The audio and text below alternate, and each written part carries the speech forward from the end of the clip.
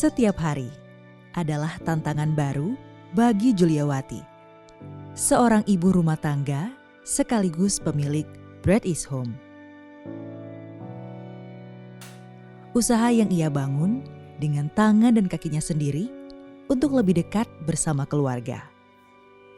Iringan doa selalu ia panjatkan untuk hadirnya diri yang tulus dan ikhlas di setiap waktu.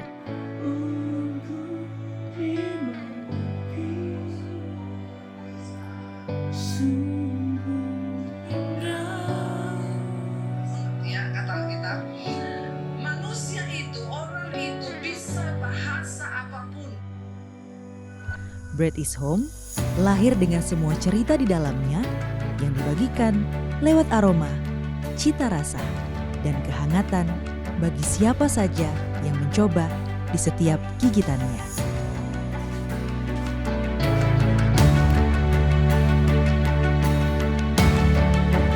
Bread is Home sendiri sebenarnya saya dirikan tuh di Papua pada saat saya pindah kurang lebih tahun 2020. Jadi saat saya pindah pas pandemi, dan awal mulanya sih sebenarnya belum punya keinginan untuk membangun dari Bread is Home, karena sebenarnya saya tuh sampai 3 kali rebranding. Jadi dari Jules Kitchen, kemudian Rumah Kue Jayapura, dan akhirnya karena sudah seriusi dan sudah masuk ke Haki, jadi saya menggunakan nama Bread is Home. Kenapa Bread is Home sendiri? Saya memang bukan basic dari sekolah kuliner ataupun SMK Tata Boga. Jadi saya memang dibesarkan dari orang tua yang dulu memang penjual roti gitu. Jadi kenapa saya begitu mencintai dunia bakery ini? Karena dari kecil, kalau zaman dulu mungkin anak SD SMP itu pada masih bermain. Kalau saya tidak, saya harus membantu mama saya karena kami di rumah tuh semua harus bisa bikin roti, karena kami produksi roti itu dalam jumlah besar. Akhirnya itu sudah tidak bisa terlepas dari diri saya gitu, dan saya begitu mencintai dengan dunia bakery ini. Sebenarnya untuk resign sendiri saya agak berat waktu itu ya, karena di satu sisi saya punya anak ABK, anak berkebutuhan khusus, dan saya sangat membutuhkan fasilitas dari kantor saya saat itu. Tapi di satu sisi, saya juga sebagai seorang ibu yang tidak bisa lepas tanggung jawab sepenuhnya hanya kepada suster waktu itu. Dan melihat kondisi anak saya yang semakin hari kondisinya semakin menurun, akhirnya saya mengambil keputusan bahwa oke, mungkin sudah cukup saya bekerja 15 tahun ini, dan saya sekarang menggunakan waktu saya, istilahnya sisa waktu saya untuk bisa mengurus anak saya. Dan itulah yang menjadi alasan saya kenapa saya resign. Jadi waktu itu saya hanya bilang ke suami saya, belikan saya 1 freezer gitu. Itu modal awal sih sebenarnya, hanya 1 freezer, kemudian hanya beli terigu. Jadi kalau untuk terigu, gula, kan kalau untuk bikin roti itu kan cuma terigu, gula, susu gitu kan. Nah, itu kan modalnya paling sekitar 1 juta udah cukup gitu kan. Tapi peralatan yang kita butuhkan. Jadi saya juga dulu tuh belum menggunakan mixer gitu kan. Masih menggunakan tangan secara manual.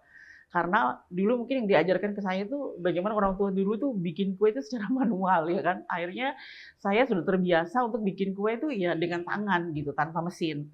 Nah, dari situlah akhirnya mulai berkembang, terus saya mulai terus mencari bagaimana sih roti saya, roti rumahan ini, tapi bisa sekelas dengan roti-roti seperti di toko-toko atau di bakery atau di mall-mall gitu.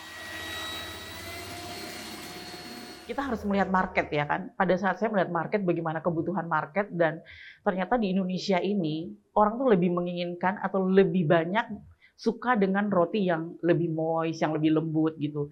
Sedangkan roti zaman dahulu itu kan dia lebih ke teksturnya lebih padat, lebih keras gitu kan. Nah, kalau dijual sekarang itu tidak terlalu laku gitu. Dan akhirnya saya banyak belajar dan ikut kelas baking. Jadi hampir semua kelas baking yang ada di Jayapura ini saya ikuti gitu. Jadi makanya banyak ketemu dengan chef, dan akhirnya banyak sharing dan banyak bertanya. Nah, dari situlah akhirnya saya menemukan saya mau roti seperti ini.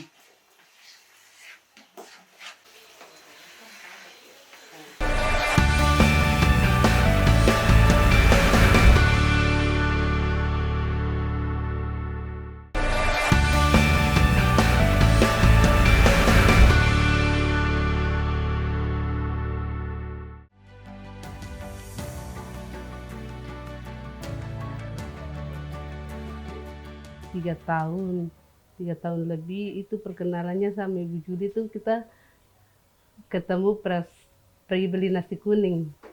Dari situ kita waktu kenal, akhirnya Ibu Juli dia ajak saya, jadi dia ini ajak mau kerja sama dengan saya, dengan Ibu Juli, mau kerja sama Ibu Juli. Saya datangnya itu jam 8 saya bersih rumah, habis itu saya siapkan makan untuk anaknya juga. Habis itu setelah siap makan saya bikin kue donat gitu, diajarkan bikin donat, akhirnya saya bikin gitu. Jadi dari bikin donat itu kita bisa ini juga kerja-kerja yang lain. Masaknya itu saya dari pagi jam 8, nanti selesainya itu mungkin sekitaran jam 11 gitu. Nanti dari situ saya bikin kue, bikin donat tuh. Selesainya itu biasa sampai jam 5 gitu. Jam 6 lah paling lambat. Nanti kita bikin kue ini jam segini karena orangnya datang nanti andinya jam segini. Oh jadi saya harus kerjakan dengan sesuai apa yang diarahkan dari Kak Juli gitu. Bu Juli ini pokoknya di mata saya itu kayak saya punya kakak saya. Heeh. Dia segala sesuatu apa yang saya rasa mungkin kurang ini di dia, tapi dia kasih tahu ke saya. Dia bilang begini-begini caranya supaya kamu bisa ini. Akhirnya saya ini ikuti seperti karena saya sudah anggap dia sebagai kakak. Kalau saya sendiri sih mungkin bagi Gio dia punya anak kan, saya sudah anggap dia juga sebagai anak, mungkin saya punya adik juga.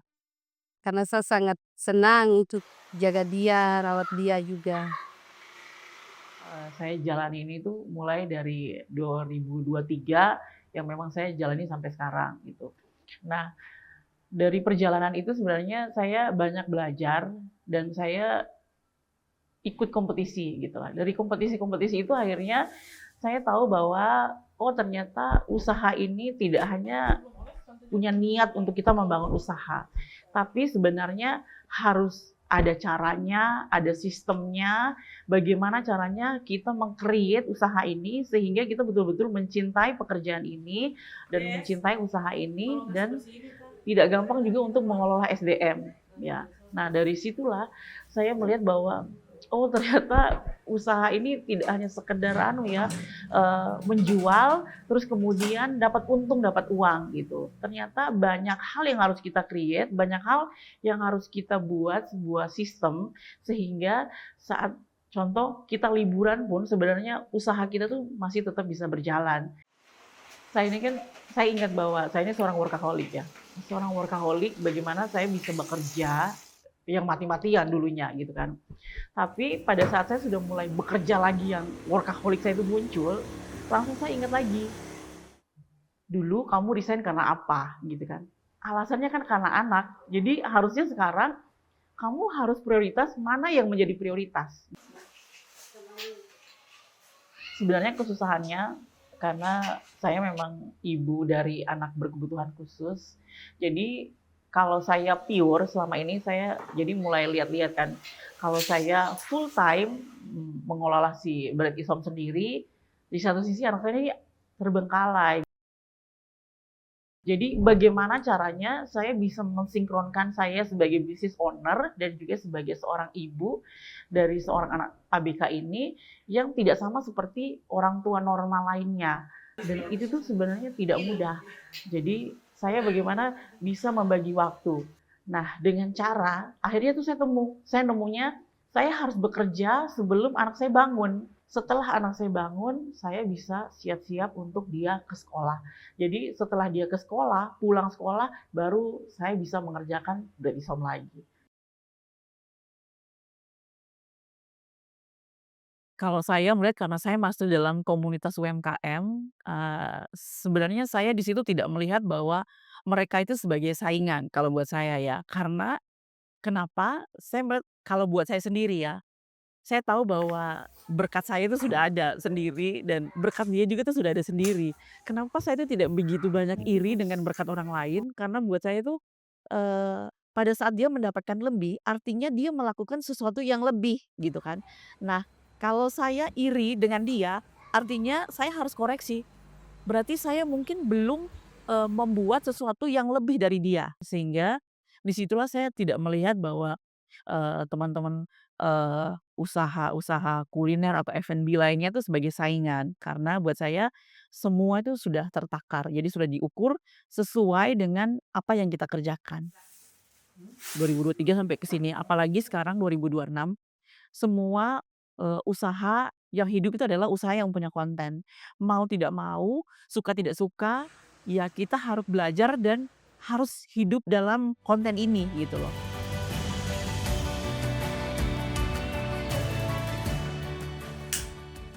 Julia melakukan perannya sebagai ibu dan pemilik Bread is Home dengan seluruh tenaga dan waktu yang ia bisa. Semua aktivitas ia lakukan bukan hanya untuk kepuasan dirinya sendiri, namun ada keluarga di dalam hatinya untuk ia kasihi seperti aroma nikmat yang ada di dapur setiap hari.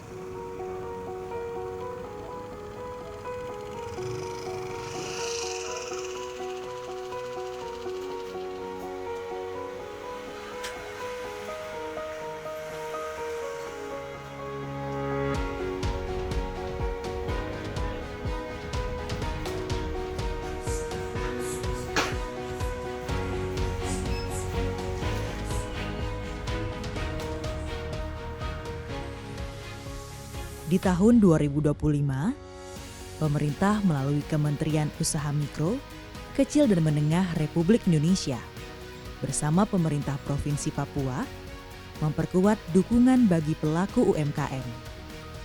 Penguatan UMKM sejalan dengan arah pembangunan Papua yang menekankan kemandirian menyeluruh. Tentu, dalam menciptakan produk unggulan, diperlukan bahan baku dan alat yang berkualitas, dedikasi yang tinggi, dan selalu beradaptasi dengan perkembangan tanpa melupakan identitas lokal itu sendiri. Produk unggulan lokal seperti kopi dan sagu sudah mampu menembus pasar nasional, bahkan distribusi ekspor. Sebenarnya untuk bahan lokal sendiri yang saya pakai itu banyak ke Amai. Jadi produk saya sebenarnya bukan hanya Bread is Home sendiri, bukan hanya roti. Jadi saya juga punya satu produk yaitu namanya Amai. Jadi Amai sendiri itu kepanjangan dari Anugerah Makanan Anak Eksklusif. Kenapa saya namakan itu? Jadi si Amai sendiri itu adalah produk yang gluten free gitu. Karena on base dari anak saya, anak ABK. Jadi saya menciptakanlah, meng-create cookies, puding, kemudian roti yang saya bikin itu gluten free yang memang waktu itu saya khusus buat untuk anak saya.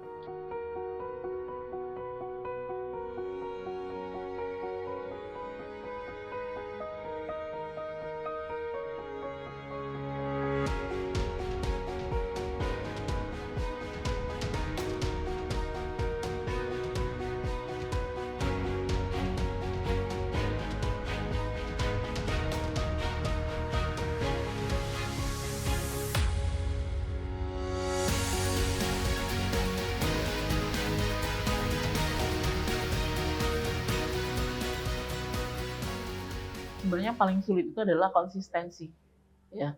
Jadi bagaimana kue yang kita hasilkan itu rasanya tetap sama, kemudian si tampilannya juga rapih. Nah, itu sebenarnya yang kesulitan. Jadi kalau saya biasanya ke orang kerja, ya, kalau kue yang tidak sesuai standar, lebih baik saya rugi daripada kue itu tetap saya kasih untuk dijual. Jadi kalau di UMKM tuh kita harus punya produk itu sebagai sapi perah. Jadi dipromosi nggak dipromosi, orang tetap cari, orang tetap beli gitu. Jadi itu yang penting. Nah, pada saat ada produk yang hidup tak mau, mati pun enggan, lepas produk-produk itu. Jadi kita nanti mengerucut ke produk apa sih yang paling banyak orang cari. Sehingga dari bahan baku tidak terbuang, kemudian stok-stok juga tidak terbuang, dan akhirnya sekarang kita udah tahu bahwa oke, SKU saya dalam produk ini hanya 8. Ya udah itu aja 8 yang kita beli. Kalau dulu saya harus bikin brownies, harus bikin puding, harus bikin ini, semuanya harus saya kerjakan. Otomatis kan saya harus beli coklat, harus beli ini, harus beli ini. Kalau sekarang kan tidak, gitu kan. Saya udah tahu bahwa oke, saya hanya perlu ini aja untuk bikin kue ini. Setelah jam 2 subuh, sementara saya bakar kue, gas habis. Jam 8 pagi kue itu harus diantar di hotel.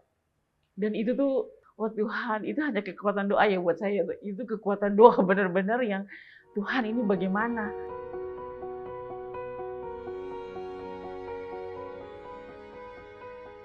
Dulu mungkin bekerja, kita duduk di balik meja, kemudian hanya tanda tangan, dan apalagi dengan top manajemen istilahnya, posisi yang top. Pada saat kita resign dan di rumah hanya ngurus anak, terus kemudian dasteran, itu tidak gampang buat saya. Recovery itu 3 tahun untuk membangun lagi kepercayaan diri saya, gitu. Ternyata bagaimana sih saya membangun kepercayaan diri saya?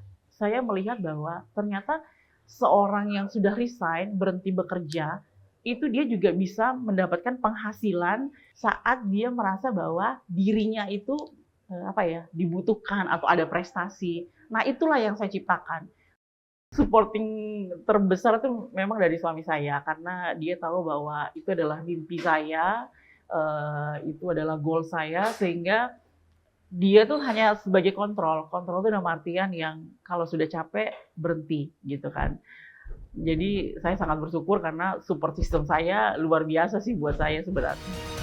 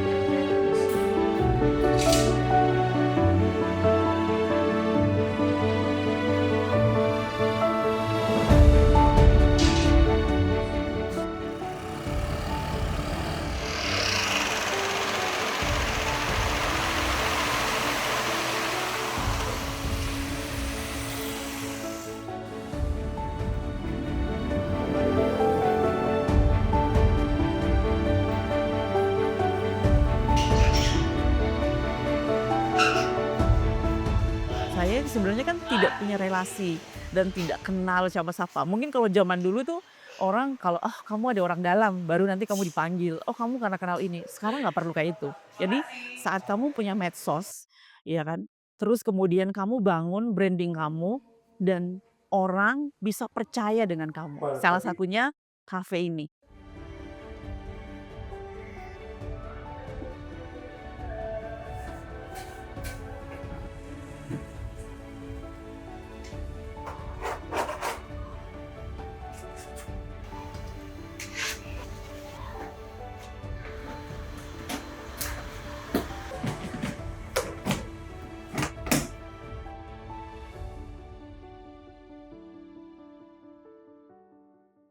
Bread Hisom kolaborasi dengan kami itu dari awal Hujan Sore buka tanggal 29 Mei tahun 2025. Untuk awalnya kami mengambil produk donat sama waffle kakak.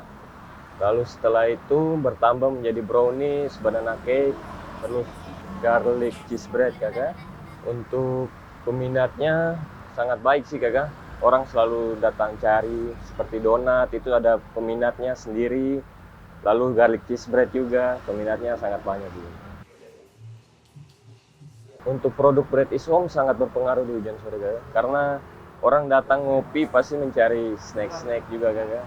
dan itu sangat penting. Dan saya yang selalu pesan kue kakak, dan tanggapannya selalu cepat, dan memang untuk waktu kedatangan apa itu selalu tepat waktunya.